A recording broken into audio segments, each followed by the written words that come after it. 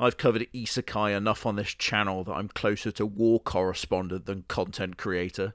My innate ability to be annoyed by everything situates me perfectly to give this comprehensive breakdown of the worst isekai tropes, which eagle-eye viewers may notice is all of them. Number 1. Being isekai'd. When we think of being isekai'd, we immediately think of truck-kun or dying at your desk, the true Japanese dream. These, I think, are a bit overplayed. Japanese trucks, you see, are tiny. I'd eat that little fucker for breakfast. I think I'd isekai the truck. With the main source of accidental death being situational awareness, as the new Japanese Prime Minister, I'm mandating giant balloons that you give toddlers and give them a big spinny hat and lights. Naturally, as a British man, I wondered what would be our method of isekai, and I settled on alcohol poisoning. Then I considered America, the other part of my audience, and I came up with a fun new isekai. Would you like to hear it?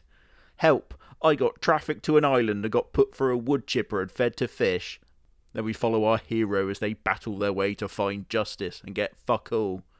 Number 2. The 15th Son. I don't get the appeal of being the 15th son of a minor lord. I don't care to know whether my dad was a top shagger, or rather, my mother was ran ragged. Surviving 15 pregnancies in a quasi-medieval world does discredit for the mothers of isekai, who must be as tough as Chinese algebra. I believe it's the idea that due to not inheriting land or titles, that you are free to pursue your own interests in the swaddled embrace of generational wealth. In reality, 15th sons were primary diddle fodder for the clergy, or sent into battle to eventually be crushed by a giant peasant and a hammer. These animes always focus on having the time to work on their magical abilities, and showing up and humiliating the older brothers. Oh, how terrible! Something that would see me grant the little bastard an eternal sleepy time down the village well. This brings me nicely onto number 3. Number 3. Wizard of Legend. Being a Wizard of Legend is a sure tough life, born with enough magical power to obliterate Milton Keynes on a molecular level, but still having the time to drink cups of tea in your noble home. None of these worlds are ever prepared for this kind of magical power, despite it being as common as HPV. Being a Wizard of Legend is usually diagnosed at the crystal stage of the show, most commonly at the episode 1 mark, where creativity is sadly already run dry. They have some other dork first walk up to the Orb of Truth, and the people around them are like, "Oh, that's the son of Lord Crackerbatty, one of the 4 main houses of the kingdom." And then he confidently presses his hand on the Orb of Truth and gets a "Wow, that's what I expect from the son of Lord Crackerbatty, the 4th largest house in the kingdom." Then our Wizard of Legend steps up and shatters the Orb of Truth. Firstly, I'll charge the little bastard for damage to property. Do you have any idea how hard it is to find an Orb of Truth? They're basically rarer than dragon bollocks. Here's my idea for an isekai. Help! I'm manufacturer of Orb of Truths and the hero keeps fucking breaking them.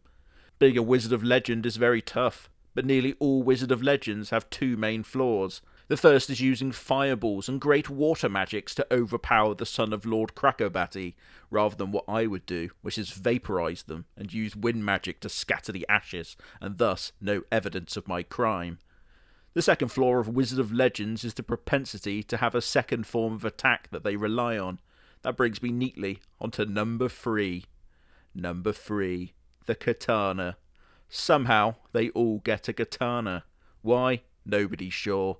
Perhaps the National Institute of Culture of Japan demands authors to include katanas, as they want to trick people into thinking they're the greatest weapon in history as propaganda. I know this is real because the British Institute of Culture demands that I denigrate all other non-British societies and smoke a bunch of cigarettes in a pub. Wizard of Legends having a sword is somewhat meaningless when you can blast the skeleton out of people like a Mortal Kombat fatality. Here's a fun fact: Japanese steel is shit, so you have to beat the impurities out of it like a local vicar. Thus, after repeated beatings, it comes out very fine, but also very brittle and are prone to breaking. Something that's rarely demonstrated, sadly. Naturally, as a Brit, the greatest weapon ever is obviously a big stick that we beat each other with as part of our early child development, as we achieve our brain damage quota before we attend school. Here's another isekai. Help, I've been sent to another world, and they keep bullying me due to my steel impurity. Number 4. No relevant expertise. When you think of an isekai protagonist, what skills do you envision? Black hair, bland and completely gormless? No, none of these are skills. They have no skills besides the innate ability to wield a sword as a Japanese person, and I'd hesitate to call that a skill, rather than a congenital disease that makes you a knobbitch. With absolutely zero transferable skills, they bumble around the countryside like a shrew who ate a fermented apple, and amazing things just seem to happen to them. Sometimes you get someone who wasn't a total loser back home, and it gives an interesting dynamic to the power fantasy of being in a totally different world. Oh dear, everyone, let's face it, we'd all be dead in a hedge in a week if we were isekai'd, our most important contribution to the new world being food for wild dogs. Number 5. The incredible knowledge provided by a Japanese high school education. This is one of my most hated tropes. Isn't it weird how nearly all problems an isekai protagonist encounters all have a solution in high school classrooms? Obviously, Japanese high schools operate on a different level to what I experienced, which mainly entailed pissing about. Does this sound familiar by any chance? Envision the spell in your mind, great hero. Well, fire is made stronger by oxygen molecules, so if I add more, then it will burn brighter. It worked! Very, very fucking annoying, as you can tell. Noted that when they go to the new world, they don't tell the populace about germ theory, letting the poor die to cholera and such, whilst they fly around the countryside. This trope is pushed to another level with the introduction of a smartphone, a sight that leaves me frothing and convulsing in trauma. I'd go to the nearest castle, show the king the fattest Latina ass the internet can muster, and then trade the crown of the kingdom for it. Great deal. Number 6. Harems, and specifically, the order of the harem. Harems are apparently very important to isekai, as to a wheel is to a car, as is shit to isekai. Specifically, the order is what annoys me. Let me list it out, and then you tell me how familiar it seems. For the purpose of this test, we will be taking the 15th Sun Route Wizard of Legend subclass. Harem member number 1, Big Titty Maid. Harem member number 2, Big Titty Magic Teacher whom he eclipses after 15 fucking nanoseconds. Number 3, The Betrothed Brat. Number 4, Stern Elf Girl. Number 5, The Hero Knight Captain. Harem member number 6, The Weird Autistic Girl. Harem member number 7, Robot, for some reason. Feel free to let me know how right I am in the comments. Ooh, this actually brings me on to the next trope. Trope number 7, Pedophiles. Pedophiles are an essential part to isekai anime, much like the US government. Of the harem members in order, the maid, teacher, knight captain, and elf are all pedophiles, and so too is the MC to his younger betrothed princess brat.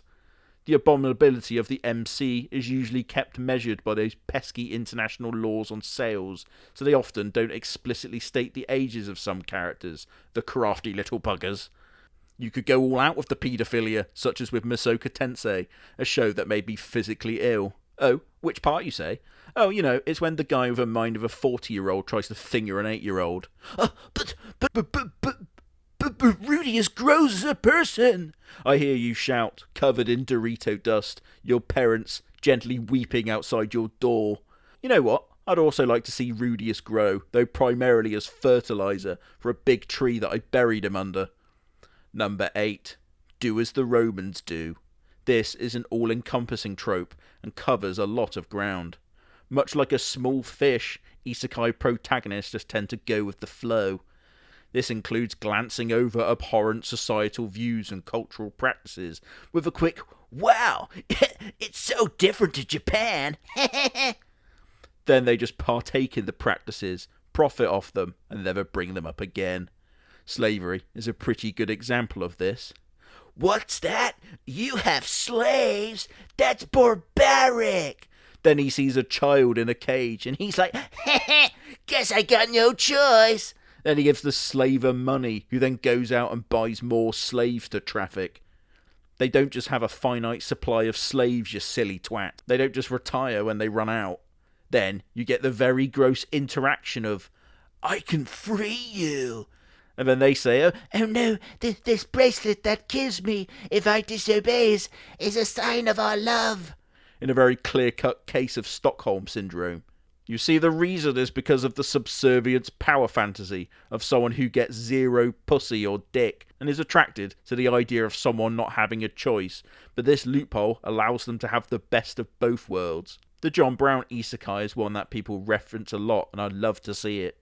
The bit that always gets me is when the Wizard of Legend has reached intergalactic levels of power, able to take over the Imperium of fucking man. Then, after marrying the princess and becoming the big king, they then proceed to do fuck all about the societal problems.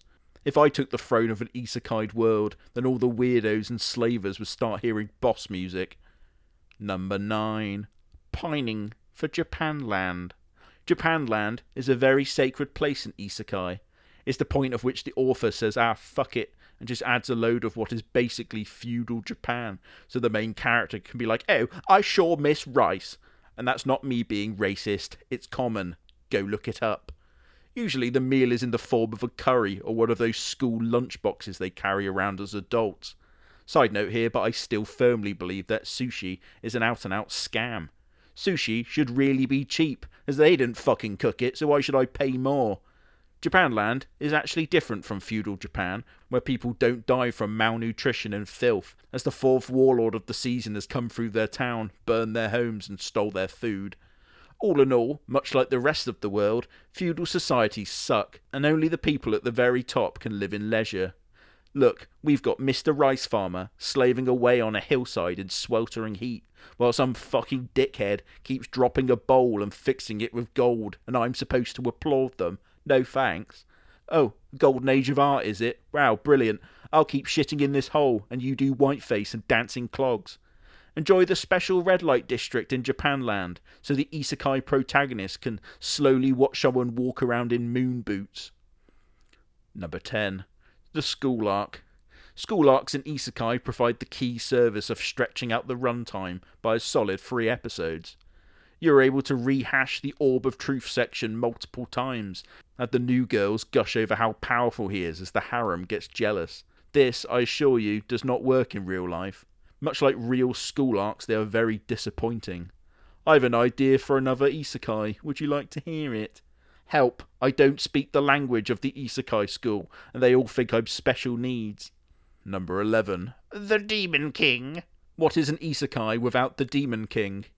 Historically rooted in Oda Nobunaga and his ideas for the Japanese feudal society, aka he liked doing drills with muskets instead of pathetic, impure, brittle swords. No, I've not let that go. He was vilified and earned the title of Demon King. I've made this joke before on a rematch video, and no one watched it, so I'm going to say it again. There are more people called the Demon King in anime than Muhammad in real life.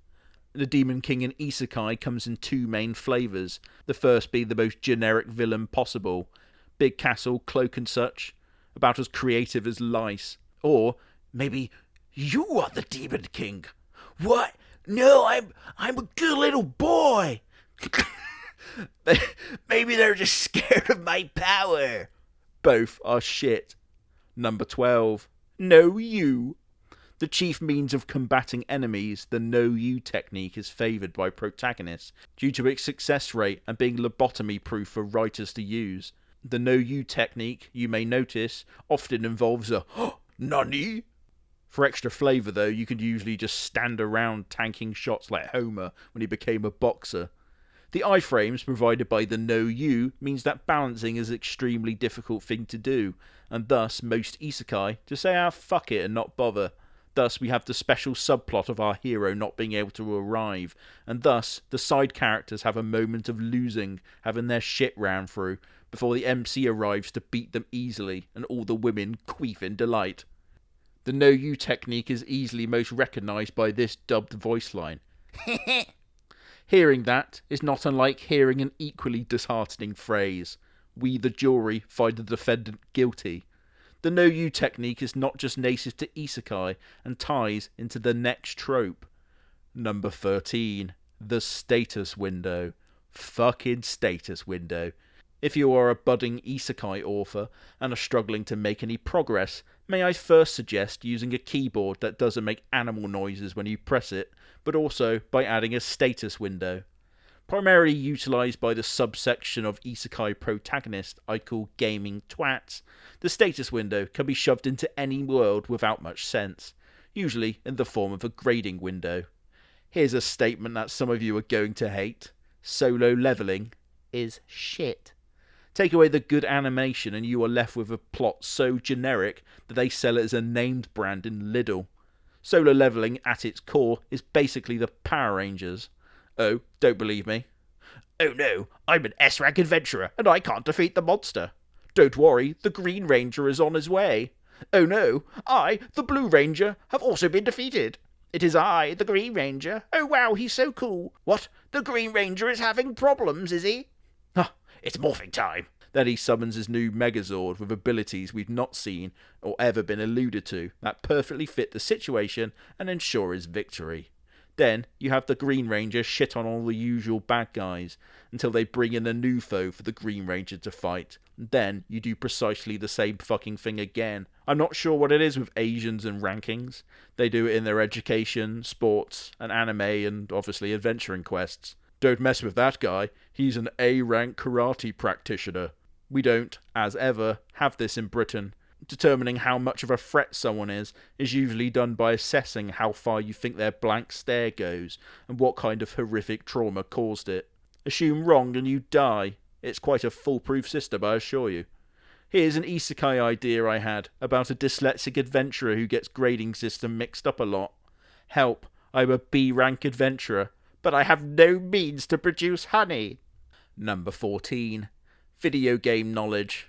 I hate to be the bearer of bad news, but knowledge of video game systems will not help you in another world, especially that whole XP thing. It's not that simple being good at something. Although, as a hood legend, I struggle to comprehend this, but I will, for your sake, try. Isekai protagonists are the gooniest creatures alive, closer to larvae than boy. The biggest one is the idea that you know how to swing a sword in a game, and thus can do it on real life. And I tell you, that is total bollocks. I did a backflip on a game recently. If I did that in real life, I'd paralyse myself. Being mainly comprised of people with noodle-like arms and a brain more cavernous than Wookiee Hole, fun for all the family by the way, the chance of an isekai protagonist surviving is incredibly, incredibly slim. I have more hope for someone to survive a Challenger-like disaster than being isekai'd. Sword Art Online can quite frankly suck a fat one for bringing this upon us. The idea that dorky kids are the best players in virtual reality isekais is quite funny. If it were real, you know that you would have athletes training like Goku to fucking ruffle stomp you and your friends. Me and the lads would dedicate ourselves to becoming max level masters of thatching so we could make pitfall traps in the woods, lure a bunch of high schoolers over by going 6-7, 6-7 by magical megaphone and then robbing their corpses and spitting on their faces. Number 15. Shagging monsters. No, not the idea of shagging monsters, but the lack thereof of shagging monsters. The societies in these human worlds are like, oh, you, a human and a beast king, how abominable. And then they look like this.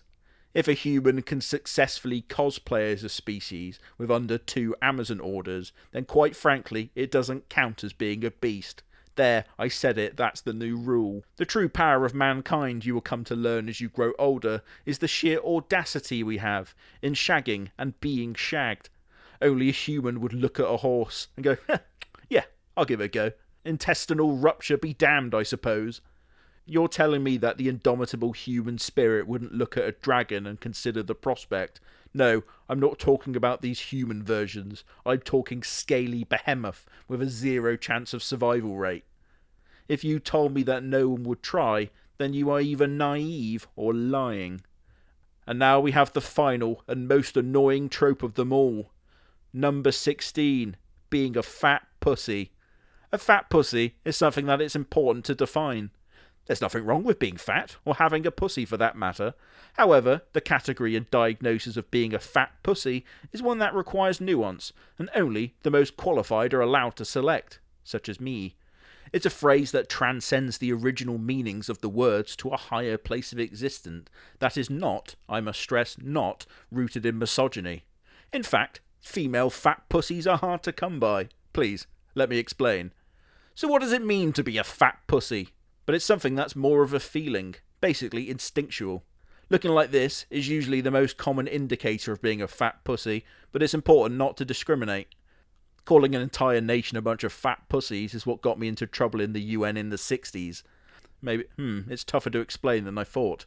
Let's do an exercise. A fair maiden has just walked into the room, the head knight of the order of whatever. You have 4 choices. Option A. Hello, you alright? Nice to meet you. B. I've heard a lot about you. Handshake. C. Right, everyone's here. Would you like to take the lead, Lord Commander? Or D. You go, oh. If you answer D, then unfortunately you are a preliminary fat pussy. Another test to be sure. Oh, great wizard of legend and wielder of the katana, I want you to marry my 13-year-old daughter and provide us with grandchildren, and also maybe marry this 8-year-old too. It's actually not a scenario of me taking the piss, but actually happens in another world with my smartphone. You have a few options here. Option A. No. Option B. No. Option C. No. Or option D. Oh, me! If you answer D, then I am afraid you are a fat pussy, and I'm sorry. It's terminal. That was fun, wasn't it? If you like that, then maybe hitting the like, comment and subscribe button, or I will isekai you myself. That's not a joke, that was a threat. Anyway, bye.